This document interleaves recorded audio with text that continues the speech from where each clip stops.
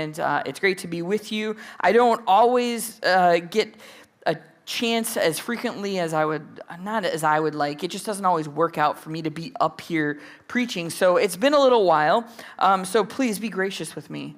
I'll remember how to speak at some point. I had some weird phrases in first service that it was like anyone who has been to school before knows were not the proper way to speak. But anyway, speaking about that, words are pretty funny. If you think about the English language, that's the only one I know, but English is weird, and words are weird because the same word can have more than one meaning, sometimes 2 or 3 meanings, and it can be really confusing. And so it's interesting having little people in our house, 3-year-old, 5-year-old, who are learning new words each and every day, and they don't understand that they have more than one meaning. Then you throw on top of the fact that sometimes the same word can carry a different meaning or a different weight depending on the situation it's used. Guys, if you're married, you know that if you come home from work one day and your wife says, "Hey, how was work?" If you're anything like me, it's not because I don't want to talk, but my answer is, "It was fine." Or even one word, "fine." And that's the extent of the conversation. But you know that if your wife asks you what you think about her new dress, and you answered the same way with just one word, "fine," you might walk yourself into an early grave. There's a different context, and that response may not be appropriate in that situation. So I was looking at the word approved, which is the series that we're doing right now. We're looking at God approving us for whatever it is he has planned for us. And the word approved means to accept something as satisfactory. Now, when I hear that, I'm not inspired by that because satisfactory kind of just sounds like, oh, it's okay, right? It doesn't sound like to be found as superior. It's just like, it's all right.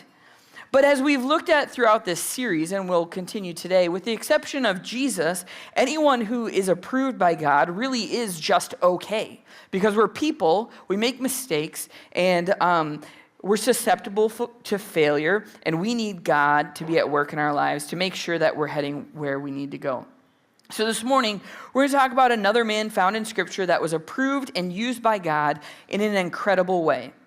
Now, here's the thing. Approval, oftentimes, Pastor Kevin's touched on this over the last couple of weeks, oftentimes approval comes through testing, through something being tested.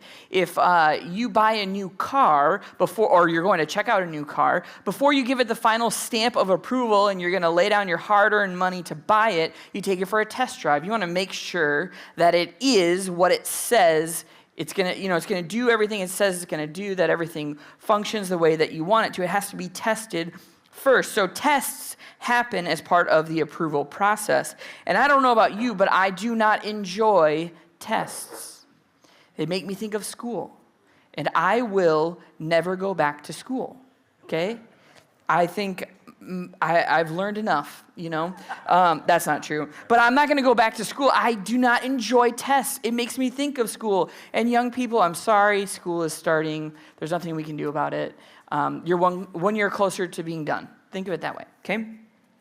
It's just going to happen. But tests are not enjoyable. I remember, this is not a proud moment in my life, but I remember in college one time I was walking down the hall, heading to class. I was walking with a friend of mine who was in my class, and I said, "Hey, it's been a while since we've had a test. When's our next exam in this class?"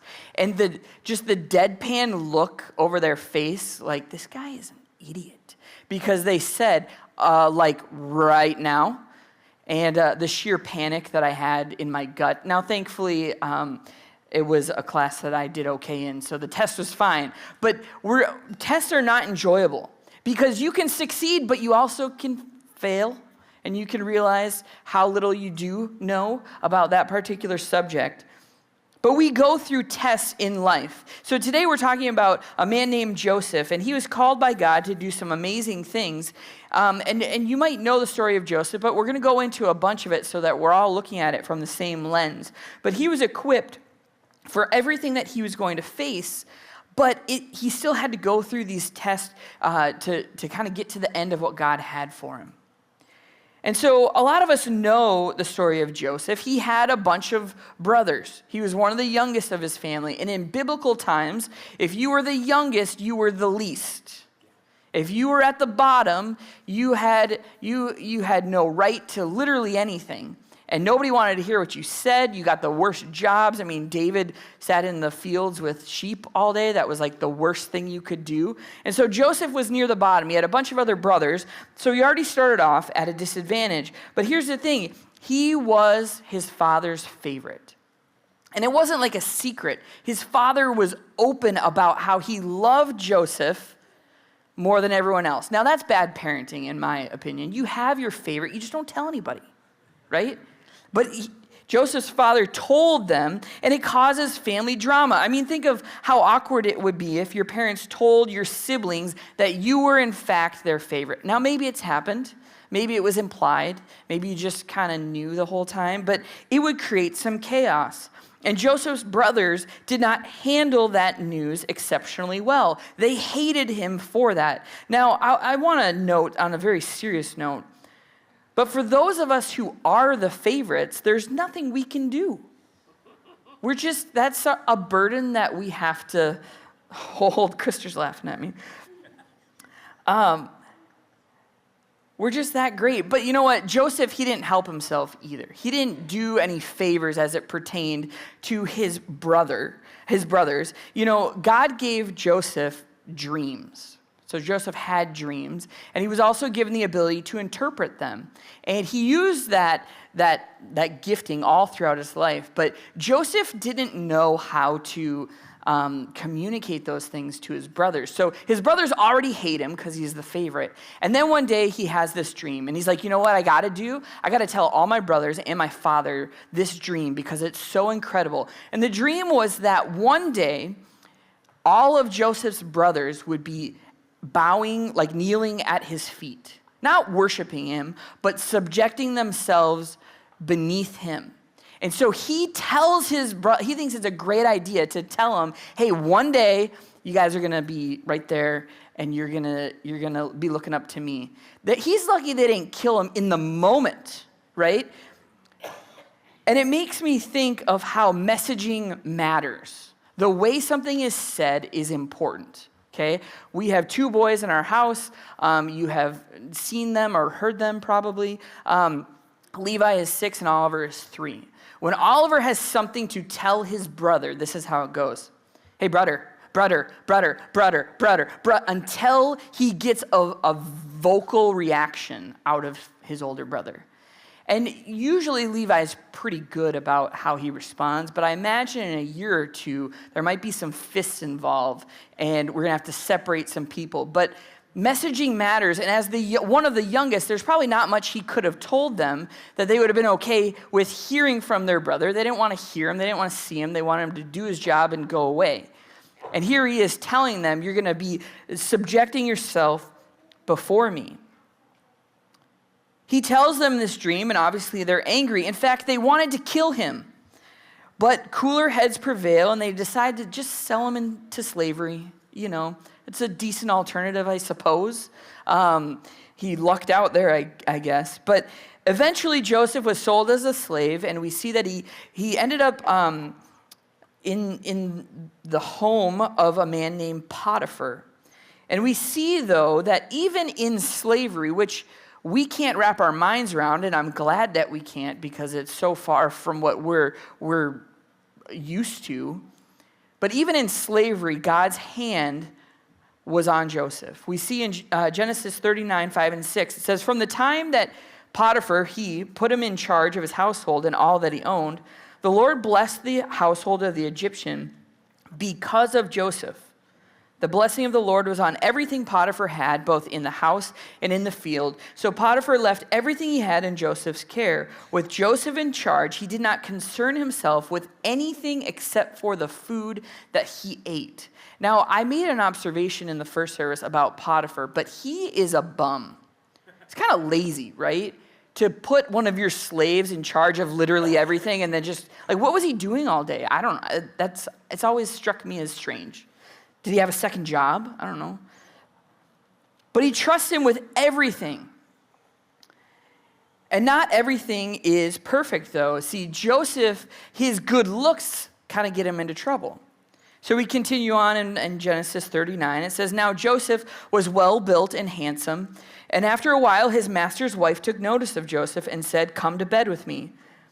But he refused. 'With me in charge,' he told her, 'my master does not concern himself with anything in the house. Everything he owns he has entrusted to my care. No one is greater in this house than I am. My master has withheld nothing from me except for you, because you are his wife. How then could I do such a wicked thing and sin against God?' And though she spoke to Joseph day after day, he refused to go to bed with her and even to be with her." So Joseph stood firm. He denied her. He did what he needed to do, but she lied to her husband, and Joseph's story continues. And I want to make a point, because Joseph is kind of walking through his life, and he's going through these tests. God is approving him along the way. But when you're in the process of being approved by God and you find yourself being tested, it doesn't matter where you are, it doesn't matter the circumstances, it doesn't matter the reality that you find yourself in, but God is always with you. Just like Joseph. He was one of the youngest. He had almost no value in his family. God was with him. He was sold in slavery. God was with him. He was falsely accused of sexual assault or misconduct. God was with him. He was sent to prison. God was with him. Wherever Joseph was, God was there. And that's how God is with us if we're willing to turn our attention to him and realize it. The complexity of our mess doesn't change the reality of God's promise. Moving on, in Genesis 39, it says, starting in verse 20, "Joseph's master took him and put him in prison, the place where the king's prisoners were confined. But while Joseph was there in prison, the Lord was with him. He showed him kindness and granted him favor in the eyes of the prison warden. So the warden put Joseph in charge of all those held in prison, and he was made responsible for all that was done there. The warden paid no attention to anything under Joseph's care, because the Lord was with Joseph and gave him success in whatever he did." Again, this warden is kind of a bum. Literally gives every ounce of control to a prisoner. Again, I don't get that, because that would never fly in today's day and age. Even in movies, that would be far-fetched to do something crazy like that. But that's what happened. Joseph was trusted with everything under that was below that title, the prison guard. And while he was in prison, he meets some people. He meets the cupbearer and the baker of the Pharaoh. And these guys would have worked for Pharaoh. They did something to make him angry, so they were thrown in jail. And the cupbearer, to me, is not a glamorous job, because you're tasting what he's about to drink to make sure he's not poisoned.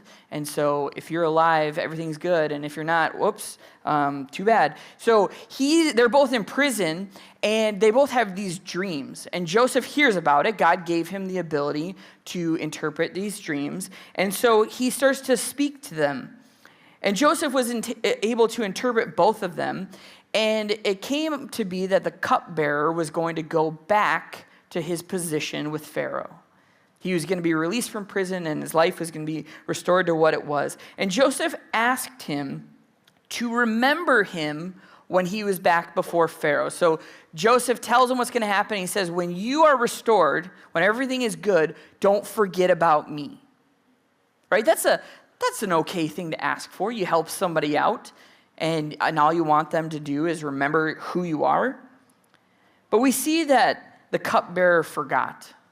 And he didn't just forget for a week or two. I do this thing on a regular basis. It's probably indicative of something I should be concerned about. But I'll get up from my desk, which is right through that door, and by the time I get to Kay's office, I forget what I was going to ask her, okay? It's not that sort of thing. He forgot for 2 years. The cupbearer is doing his job, working with Pharaoh. 2 years, he forgot about Joseph. So 2 years down the road, Pharaoh has a dream that no one can interpret. And suddenly, the cupbearer remembers what Joseph did for him in prison. And he tells Pharaoh, hey, there's this guy who can help you. So they get him out of jail. He comes, he's got to get cleaned up. He's got to shave and get dressed and all this stuff. He goes before Pharaoh. He hears the dream and he interprets the dream because God gave him that as an ability.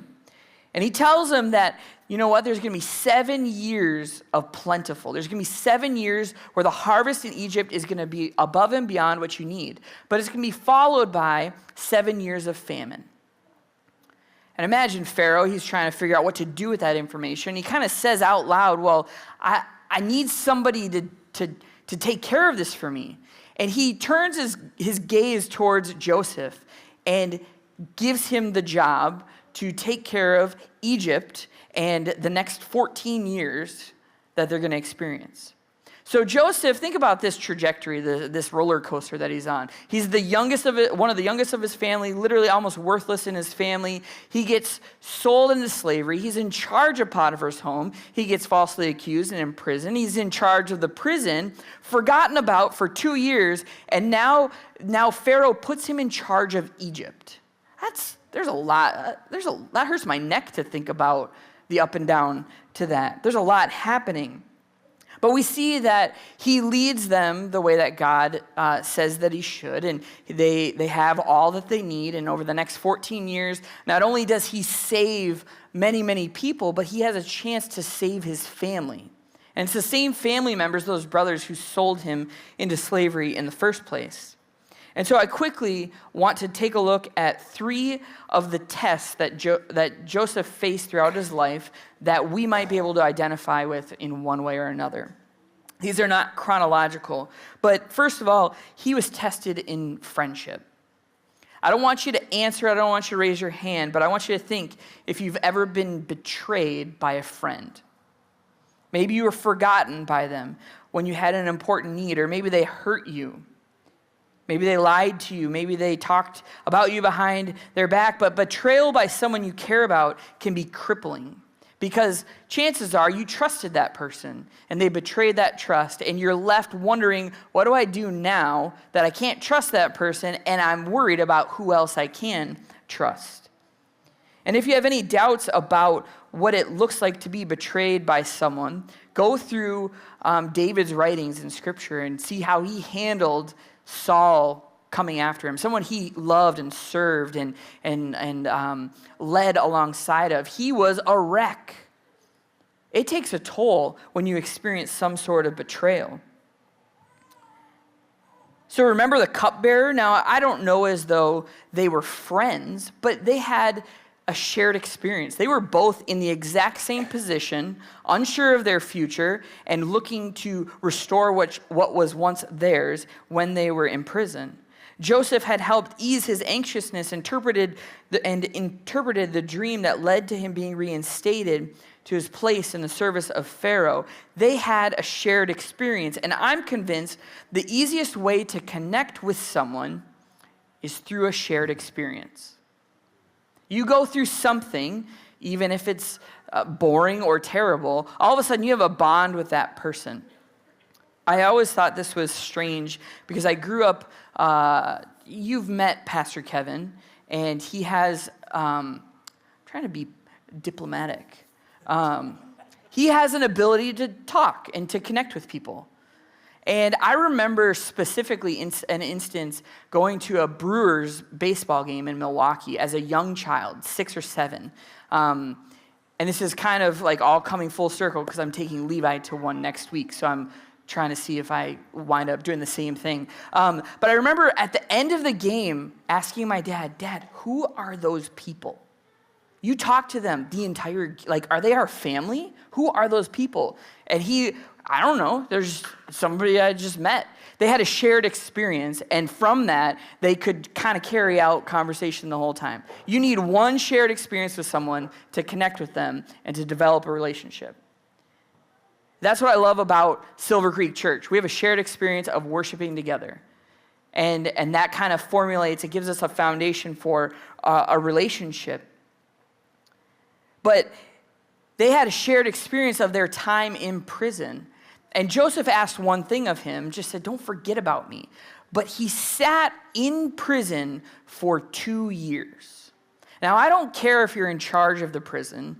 It's still 2 years with no freedom. It's still 2 years of a living arrangement that probably is not ideal. It's still 2 years where you're subjected to things that you wish you wouldn't had. And the whole time wondering, what happened with the cupbearer? Did he forget about me? We don't see that Joseph cursed him or badmouthed him for 2 years. Now, he might have had moments where he would have liked to, get a hold of him and give him a word or two. But he waited for what God had next. See, friendships can test us. They can be life-giving, but they also can let us down the same way. Colossians 3:13 in the NLT says, "Make allowances for each other's faults and forgive anyone who offends you. Remember, the Lord forgave you, so you must forgive others." A bummer of life is that you will be hurt, you will be let down by people, but you cannot live there. If you allow yourselves to live and wallow in unforgiveness, resentment, and hurt, you'll never fully experience everything that God has for you in your life. If you are my friend, I will let you down, and I'm sorry. I'll make a mistake. I'll forget your birthday. I might even call you by the wrong name. I might ask you a question that I've asked you before, and it's not because I'm not listening. I might forget about what's going on in your life because I'm a little consumed with what's going on in mine. I'm sorry. I'm human. And if we have a relationship with people, we're going to experience that. And so he was tested with it. He could have gone the way of being bitter and angry, but he didn't allow for that to take seed in his heart. He didn't live in that letdown. Secondly, Joseph was tested in his faithfulness. Now, Joseph's tests weren't limited to the very public test that he experienced, but also to the test that called out his integrity as well. When Potiphar's wife went after him the way that she did, she was tempting his physical nature as much as anything else. Now, we don't know how long this went on for, but Scripture said that she continued and continued.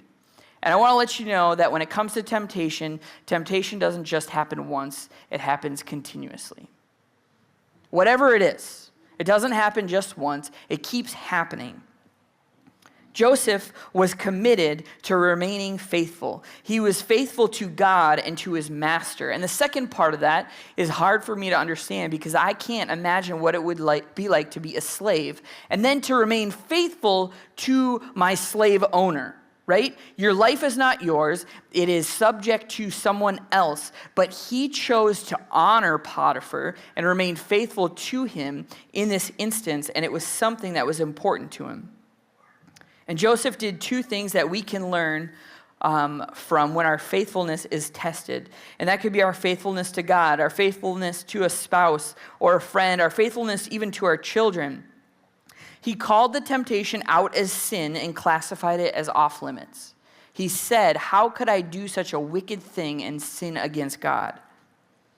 He dealt with it immediately. He didn't entertain it. He didn't engage in it. He didn't have a conversation about it. And then he drew boundaries. He established the fact that he couldn't even be alone with her because of what she was testing him in. And that would have been hard for him because he was in charge of Potiphar's life. And so he had to be proactive and remove himself from situations where it could have been a problem. He could have been tempted to follow up on what she wanted to do as maybe even a way to get back at his slave owner. But he remained faithful to God and to Potiphar. He dealt with the temptation the way that we ought to strive to do as well. Identify it as sin and classify it as off limits and then establish boundaries to keep it from coming back up in our world. 1 Corinthians 10:13 reminds us that no temptation has overtaken you except what is common to mankind. And God is faithful. He will not let you be tempted beyond what you can bear. But when you are tempted, he will also provide a way out so that you can endure it. I love that because it's a reminder of the fact that no matter what we're tempted with, there is a way out. We have to just look for the one who's pointing us down the road. And that's God. So he was tested in his faithfulness. And then finally, and maybe this makes the most sense for us, but number 3, he was tested in forgiveness. So his brothers come before him. They need food because the whole country, there's famine everywhere, and their families are starving. And Joseph has a choice to make. And so we see kind of what happens. But after his father died, his brothers are terrified that he would be angry for what they did and punish them for it. And if you think about that for a second, Joseph could have had retaliation on his brothers and been 100% justified. They literally sold him into slavery. And here they are, just like they were in his dream, kneeling down before him, begging for mercy. And he has the option to do whatever he wants with them and their lives. You know, I think one of the biggest tests that we can face in our lives is when we have the right for retribution.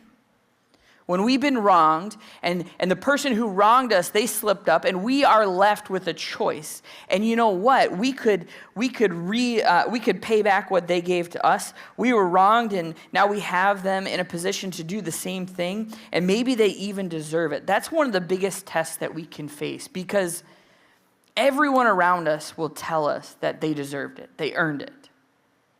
And maybe they do. But Joseph had a choice. He had been sold into slavery, and now the ones who did that were bowing before him, and he had full control over what happened to them. He could have ordered them to return home empty-handed with no food. He could have imprisoned them or had them killed if he wanted to. Their lives were completely in his hands. Now, what I do love about Joseph is he didn't let them get off scot-free. He kind of messed with one of the brothers. If you remember that, he planted something in one of their bags and had him arrested and kind of messed with them a little bit. But he had full control over what was going to happen to them next. But he chose forgiveness. Genesis 50, verse 19 and 20 says, "But Joseph said to them, 'Don't be afraid.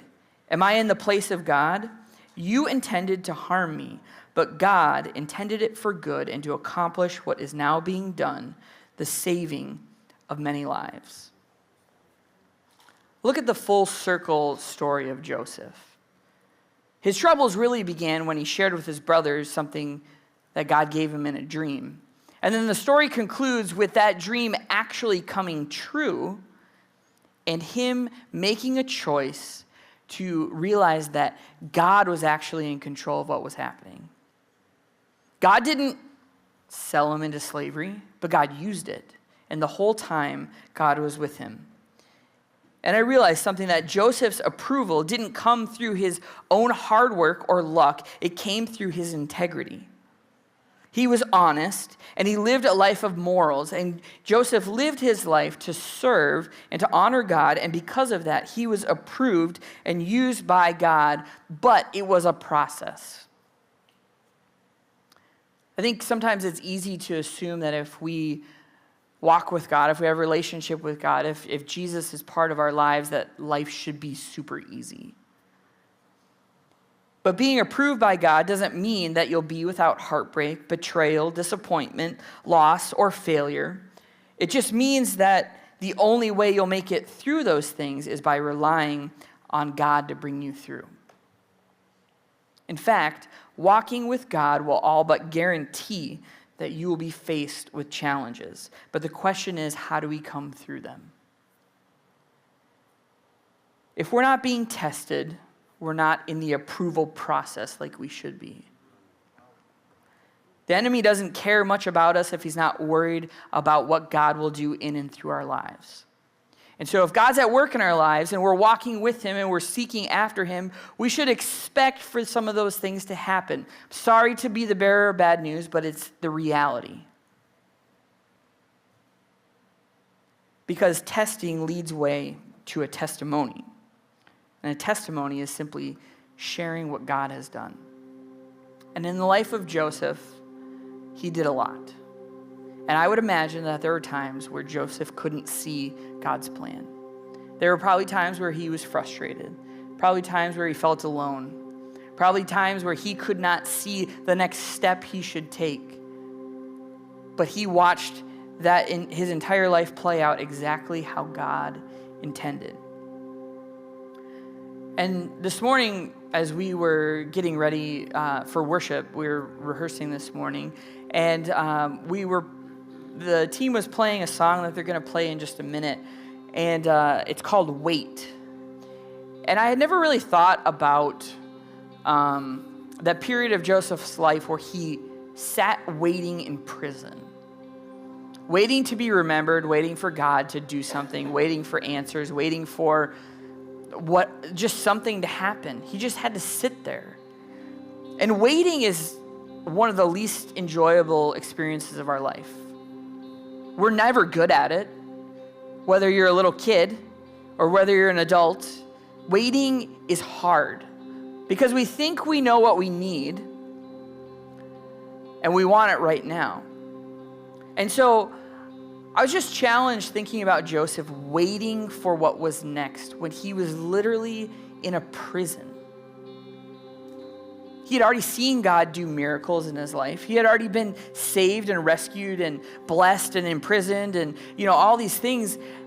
And he just had to wait. And so I realized that there's things in our lives that those tests, those challenges, stuff at work, stuff at home with the family, stuff with health issues that we have nothing else to do but to sit and wait, and that's hard. And so in just a moment, the team is going to lead us in that song, and I just want to encourage you to think about whatever test you're going through in your life. And you might be in a time of waiting where it's hard to sit still because you got to go, you want to fix it, and you can't because you got to wait for what God has in store next. And so I would encourage you that as we take some time to go back into the song, first of all, give that over to God. Give that situation to him. And ask him to speak to you in that time of waiting. Because maybe nothing happens, but I promise you, if you hear from God, that's going to make it a little easier to wait for a little longer. Also, in those times of waiting, take time to look at what God has already done. Because it can remind you of what he's going to do. It'll remind you of the fact that his promises will come true, maybe just not in our timing. And so I'm going to pray for you here in just a minute, and then we're going to go back into worship. And I would just encourage you to think about that, to give that over to God and see what he has for you. Heavenly Father, I thank you for your word. I thank you that no matter where we find ourselves right now, God, you are aware and you are with us. We might not see how to get to tomorrow. We might not see how to make that meeting work next week. We might not see how our marriage can be restored. Whatever it is, God, you are there, but I pray that we would open ourselves up to you. Pray that we would realize that we don't have all the answers, but you do, and if we're willing to lean on you, God, you will bring us from where we are to where you have for us. God, I thank you that you promise to prosper us and to give us a hope and a future, and you want to take us from that pit of despair that we find ourselves in to the mountaintop of experiencing your will for us. And I pray that as we wait, we would hear your voice, we would sense that you are with us, God. We would be able to look back on the other things that you have done in our lives that are only because of who you are and had nothing to do with us. And God, as we wait, I pray that you would prepare us for what's next. And at some point down the line, when you do what we are hoping that you would do or what we're waiting on you to do, we would be able to look back and realize the steps, the ups and the downs that you brought us through to get us to where you would have us. Because if Joseph was never sold by his brothers, he would never have had the chance to save their lives. God, you reclaim everything for your glory, and we are asking that you would do that same thing today. Father, as we wait, I pray that you would speak to us and that you would encourage us this morning. We pray these things in your name. Amen.